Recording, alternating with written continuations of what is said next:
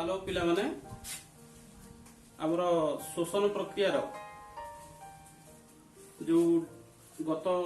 Class रे शोषण प्रक्रियार जो डेस्क्रिप्शन होता ताथरू शोषण प्रक्रियार गोटे अंशटी रही जाइए। ठीक अच्छे मु तुमको से शोषण प्रक्रियार जो द्वितीय अवस्था जोटा ग्लाइकोलिसिस पर जो क्रेब्स चक्र जोटा से क्रेब्स चक्र रे कौन कौन उत्पन्न होता प्रथम मु तुमको टिके सूचाई दूची एवं तापर आमे तृतीय पर्याय बा तृतीय सोपान को जीवा जो तृतीय सोपान रे को कहा जाउची इलेक्ट्रॉन परिवहन संस्था। थर्ड स्टेज रे इलेक्ट्रॉन परिवहन संस्था।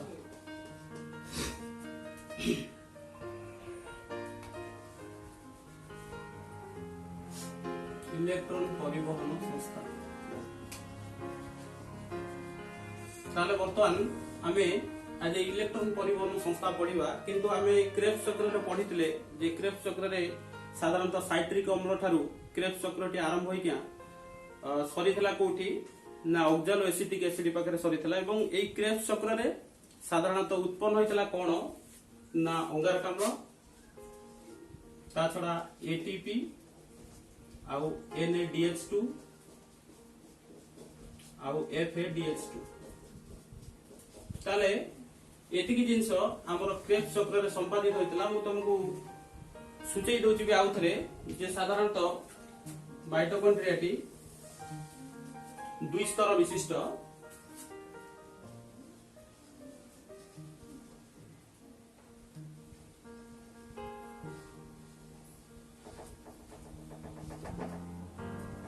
माइटोकॉन्ड्रियाटी दुई स्तर विशिष्ट एवं तर बाहर थिबा स्तर को आमे बाह्य स्तर को एवं भीतर थिबा स्तर को अंतर स्तर को एवं माइटोकॉन्ड्रिया मध्य थिबा समस्त अंचल को आमे मैट्रिक्स बोली को जो तरल पदार्थटी भरपूर होई रहिता है जाको मैट्रिक्स कहंती। ताले वर्तमान क्रेब्स चक्रटी संपूर्ण भाव रे मैट्रिक्स रे ही संपादित हला। ए मैट्रिक्स भितरे क्रेब्स चक्रटी संपादित हला एवं ए क्रेब्स चक्र रे उत्पन्न हला अंगारकाम्ल एटीपी NADH2 आउ FADH2 उत्पन्न हला। किंतु वर्तमान हमर ए जो इलेक्ट्रॉन परिवहन संस्थाटी एटा माइटोकॉन्ड्रिया रो अंतरझिली रे ही संपादित हो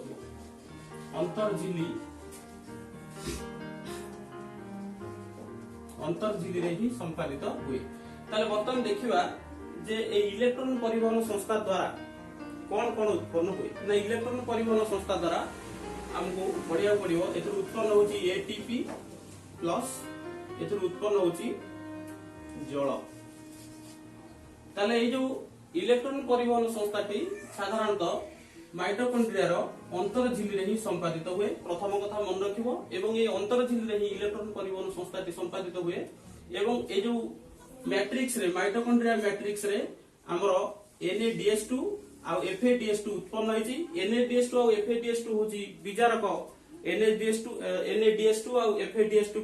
को विजारित कुहा जाउची एवं एही दुईटीर मुख्य भूमिका साधारणतः हमर इलेक्ट्रॉन परिवहन संस्था रे अछि एवं एही दुईटी जो उत्पन्न होची विजारक सहकारक जो उत्पन्न होची NADH2 आउ FADH2 ये साधारणतः ATP आउ जल ए दुईटी उत्पन्न करिवारे साहाय्य करथाय बा सहयोग करथाय। ताले वर्तमान आमे देखिबा किपरि भाबरे एटा संभव होई थाय। ताले चित्र वर्तन करिबा आमे एटा माइटोकॉन्ड्रिया रो झिली रो चित्र मु करूची। एटा ला बाह्य झिली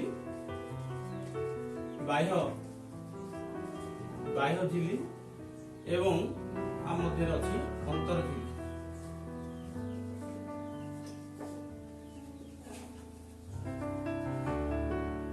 अंतरझिली अछि एवं ए बाह्य झिली आ अंतरझिली मध्य रे थिबा स्थान को कुहा जाउची दुई कोशी अंतर स्थान कुहा जाउची। एटा अंतर स्थान कुहा जाउची एवं एठारे कोन हुए ना प्रथमे NADH2 एवं FADH2 विभाजन घटे एवं उत्पन्न हुए कौन ना NAD माइनस और H प्लस सही परि भाबरे FADH2 उत्पन्न हुए FAD माइनस और H प्लस ताले बर्तमान हमको बुझिया पड़िबो जे NADH2 साधारणतः भांगी कर एंजाइम मान उपस्थित रे NAD minus O H plus उत्पन्न कला एवं ता छडा किछि इलेक्ट्रॉन मध्ये एथु बाहरला एवं से इलेक्ट्रॉन टी कोन होय ना जेहेतु ए जो अंतर झिलिटी साधारणतः इलेक्ट्रॉन एवं प्रोटॉन अणु को नै गढ़ा एवं एठी इलेक्ट्रॉन मान कोना सृष्टि हला जो इलेक्ट्रॉन की सृष्टि हला ये ए जो संस्था बा इलेक्ट्रॉन परिवहन संस्था रे इलेक्ट्रॉन मान सब गति कला इलेक्ट्रॉन मान गति करी कोन हुए ना सभा शेष रे जोठी तमरो इलेक्ट्रॉन परिवहन संस्था की जोठी सरीची एठी कोन हुए ना इलेक्ट्रॉन टी उत्पन्न होला सही परी H प्लस आयन टी मध्य ए सहकारक साहाय्य रे H प्लस आयन टी जाई अंतर स्थान रे बा दुईटी झिली रो जो बाह्य झिली एवं अंतर झिली मध्यवर्ती स्थान रे जे H प्लस आयन रहिला एवं एठी कोन घटिला ना एठी घटुची जे इलेक्ट्रॉन टी गोटे इलेक्ट्रॉन चेन बा गोटे इलेक्ट्रॉन श्रृंखला सृष्टि करे एवं इलेक्ट्रॉन परिवहन साधारणतः एई अंतर झिली रे ही होई थाए एवं इलेक्ट्रॉन टी कोन हुए ना इलेक्ट्रॉन रु उत्पन्न हुए एंजाइम मान को उपस्थित रे इलेक्ट्रॉन रु उत्पन्न हुए ए इलेक्ट्रॉन रु उत्पन्न हुए ATP उत्पन्न हुए ATP एवं एथरु जो सृष्टि होतिबा जल एवं जलर कोन घटे ना जल साधारणतः जो ATP सिंथेस नामक एंजाइम रे उपस्थित रे ये जल टी कोन हुए ना ए मैट्रिक्स रे H plus 2H plus plus half O2 उपस्थित रे उत्पन्न करे H2O ताले एठु हमको जानिया पड़िबो जे इलेक्ट्रॉन परिवहन संस्था रे कोन घटुची ना इलेक्ट्रॉन परिवहन संस्था रे जे NADH2 ता विघटित होची बा भांगी किना NAD माइनस और H प्लस उत्पन्न करची सेहि भली FADH2 मध्ये भांगे FAD माइनस और H प्लस उत्पन्न करची एवं एठी इलेक्ट्रॉन मध्ये सृष्टि होची जो इलेक्ट्रॉन जेतु हम कहूचे जे इलेक्ट्रॉन और प्रोटॉन को नै ए जो स्तरटी बा ए जो परिवहन संस्थाटी गठित तेणु से क्षेत्र में कौन होची ना इलेक्ट्रॉन फ्लो एठी होची इलेक्ट्रॉन गोटे रु अन्य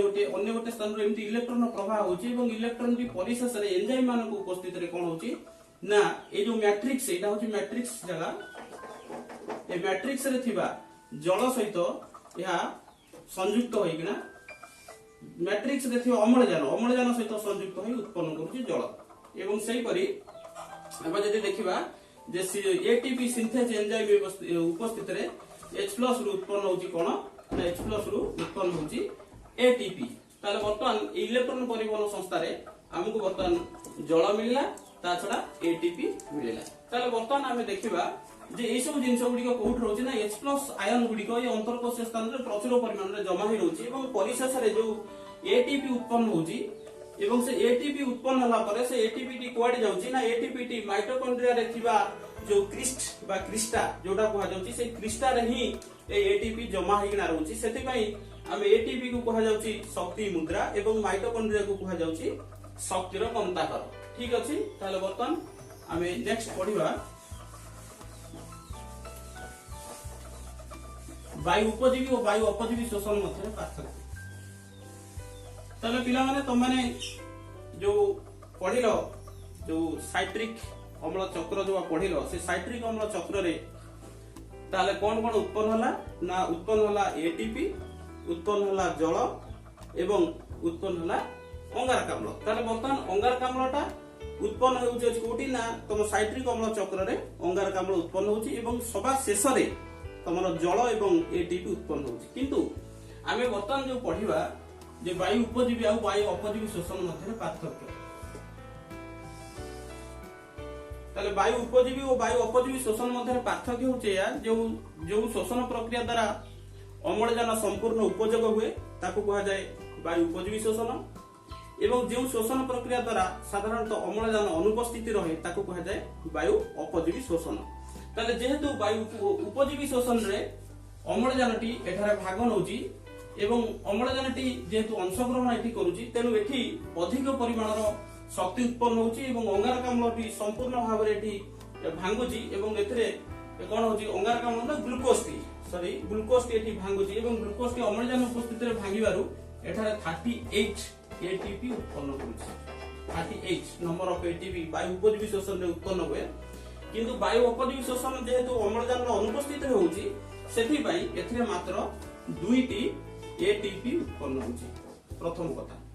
द्वितीय कथा होची वायु उपजीवी शोषण रे कोन कोन उत्पन्न होउची ना वायु उपजीवी शोषण रे उत्पन्न होउची हमर अंगारकाम्ल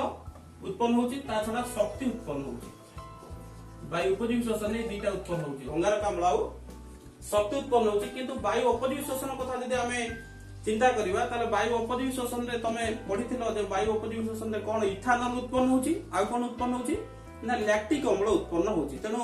जेतु याकू इथानल उत्पन्न होउची तेनु एठी शक्तिर परिमाण एठी कम रहउची कारण संपूर्ण एठी ग्लूकोज टी जारी होई पारु नै। ता छडा एठी बर्तन नेक्स्ट पॉइंट रे हम देखिबा जे वायु उपजीवी शोषण रे जे ग्लूकोज टी रो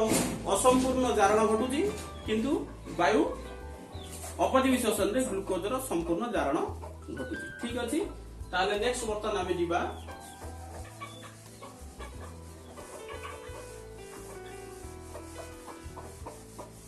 उद्भिद मानकर शोषण।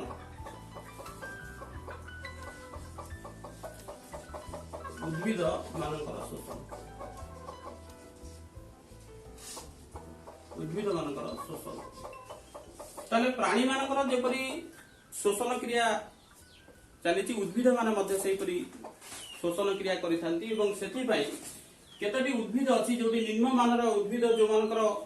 शरीर सेमती विभिन्न अंश मान न थाए तेणु से निम्न स्तर उद्भिद गुड़िक को आम जब देखा ताले शैवाल हो कि बैक्टेरिया हो ये जो उद्भिद मानकर शरीर देखा जो उद्भिद मानकर भिन्नता न थाए शरीर से सीधा सड़क वायुमंडल अंगारकाम्ल को सॉरी अम्लजान को शोषण कर शोषण प्रक्रिया करें। बर्तमान देखा जदि उच्च स्तर उद्भिद मान कथा चिंता करवा जो उद्भिद मान पत्र थाए किंतु निम्न स्तर प्राणी मान क्षेत्र में पत्र न थाए उच्च स्तर प्राणी मान क्षेत्र में देखा जो उद्भिद मान पत्र थाए से केमिति श्वास क्रिया करती आम जाने पत्र में छोट छोट रंध्र मान सब थाए जो रंध्र को कहुए स्टोमाटा बा स्टोम कहती एवं ये स्टोम लेकिना साधारणतः अम्लजान और अंगारकाम्लर आदान प्रदान होता है एवं अम्लजान ये स्टोम उद्भिद शरीर को जाए से कोशीय शोषण हुए उद्भिद पत्र जो थिबा कोष भीतर को अम्लजान जाए पाखे पाखे जो कोष विसरण प्रक्रिया द्वारा अम्लजान चारिआड़ उद्भिदर कांड फूल फल पत्र विभिन्न आड़ को साधारणतः अम्लजान जाए कोशीय शोषण द्वारा अंगारकाम्ल उत्पन्न हुए जो अंगारकाम्ल साधारणतः आलोकश्लेषण प्रक्रिया द्वारा विनियोग होता है उद्भिद मानकर शोषण प्रक्रिया कला। नेक्स्ट बर्तन आम देखा गोटे शोषण प्रक्रिया सुरखुर संपादित होगापाई कौन कौन आवश्यक गोटे शोषण प्रक्रिया को जिनस गुड़िक आवश्यक है को जिनस उपस्थित शोषण प्रक्रिया साधारणतः निरवच्छिन्न भाव में चलो प्रथम आम देखा एक अम्लजान और अंगारकाम्लर सांद्रता प्रथम कथा आमको मन रखा पड़ो अंगारकाम्ल और अम्लजान सांद्रता कौन ना शोषण प्रक्रिया साधारणतः अम्लजान आवश्यक किंतु से अम्लजान आम फुसफुस मध्य कोटरिका फुसफुस शेष मुंडे जो कोटरिका थाए से कोटरिका भितर अम्लजान सांद्रता अधिक रहिले से अम्लजान सहजरे रक्त कैशिक झिल्ली मध्य प्रवेश करी थाए तेणु एठी आम जानिया पड़िबो जे अम्लजान सांद्रता जदि अधिक रहिबो कोटरिका मध्य तो सहजरे कोटरिका रक्त कैशिक झिल्ली मध्य सहजरे जाई परिबो से भली अंगारकाम्लटी मध्य रक्त कैशिक मध्य अधिक परिमाण सांद्रता जदि तार न रहिबो ताले से अंगारकाम्लटी ना कोटरिका मध्य आसी फुसफुस मध्य नासापथ दे बाहर को बाहरी थाए प्रथम हला अंगारकाम्ल और अम्लजान सांद्रता। द्वितीय होची जे साधारणतः खाद्य उपादान रे कौन थाए ना ग्लूकोज थाए खाद्य उपादान रे C6H12O6 खाद्य उपादान रे ग्लूकोज थाए एवं जेहेतु हमर ए ग्लूकोज टी अम्लजान उपस्थित रे जारी होउची तेनु सेथि पई खाद्य उपादान जदि कोष भितर अधिक परिमाण रहिबो ताले जारण प्रक्रिया टी मध्ये ठीक भाव में संपादित होबो एवं एथरु मध्ये अंगारकाम्ल एवं शक्ति उत्पन्न होबो। ता छडा खाद्य उपादान परे तीन राशि तापमात्रा शोषण प्रक्रिया साधारणतः तापमात्रा द्वारा प्रभावित होता है कहीं ना तापमात्रा जदि वायुमंडल तापमात्रा बढ़िबो ताले शोषण प्रक्रिया बढ़िबो ता छड़ा जदि तापमात्रा वायुमंडल कमिबो ताले शोषण प्रक्रिया किछि परिमाण प्रभावित सेति पई तार सुइटेबल टेम्परेचर होची शोषण प्रक्रिया 34 डिग्री सेल्सियस रु 35 डिग्री सेल्सियस जे कि तापमात्रा रे शोषण प्रक्रिया टी सुंदर भाव में परिचालित होबो। तापर देखिबा 4 रे आउ शोषण प्रक्रिया प्रभावित करछि विभिन्न विपाचक बा एंजाइम रो उपस्थिति रे जेहेतु समस्त जैव रासायनिक प्रतिक्रिया एंजाइम रो उपस्थिति रे संपादित हुए सेठी पई ए विपाचक रो मध्य आवश्यकता रहिछि एवं विपाचक जदि कोष भितर ठीक परिमाण रे रहिला ताहले तमरो शोषण प्रक्रिया टी ठीक भाव में संपादित हेबो। ठीक अछि ताले वर्तमान आमे नेक्स्ट देखिबा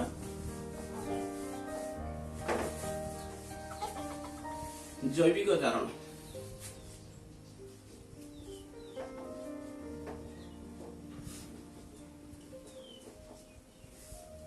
जैविक जारण होची कोन ना हमको जानिया पड़िबो जे उद्यान गैस टी निजे जळे एवं अम्लजान टी जळिबारे सहाय्य करे। तेनु एठी वर्तमान आमे देखिबा जे जैविक जारण होची हमर कोष भितरे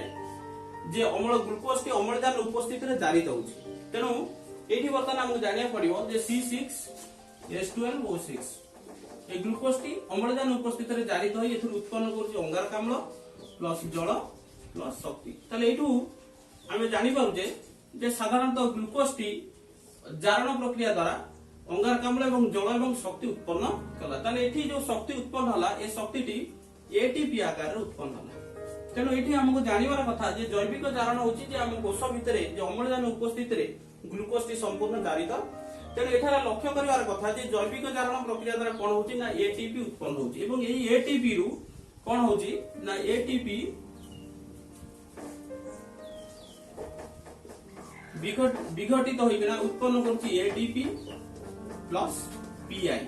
ताले पीआई कोन ना पीआई होछि इनऑर्गेनिक फॉस्फेट ताको कहा जाय पीआई एवं एथुरु उत्पन्न होछि 30.5 किलो जूल शक्ति उत्पन्न होछि। तेनु एठी हमको जानिया पड़िबो जे जैविक जारण द्वारा हमको उत्पन्न होछि 30.5 किलो जूल शक्ति उत्पन्न होछि जो शक्ति की साधारणतः विभिन्न काम रे उपयोग होछि जेमति कि हमर मांसपेशीय संकोचन प्रसारण पाई ता छडा तमरो जो राइबोसोम रो जो बा तमरो जो कोन जो प्रोटीन संश्लेषण पाई ता छडा स्नायुविक आवेग पाई ए सब जिंस गुडी को पाई शक्ति रो व्यवहार होता है। शक्तिटा साधारणतः जैविक जारण द्वारा ही मिली थाए। ताले नेक्स्ट वर्तन आमे देखिबा जे प्राणी को शोषण।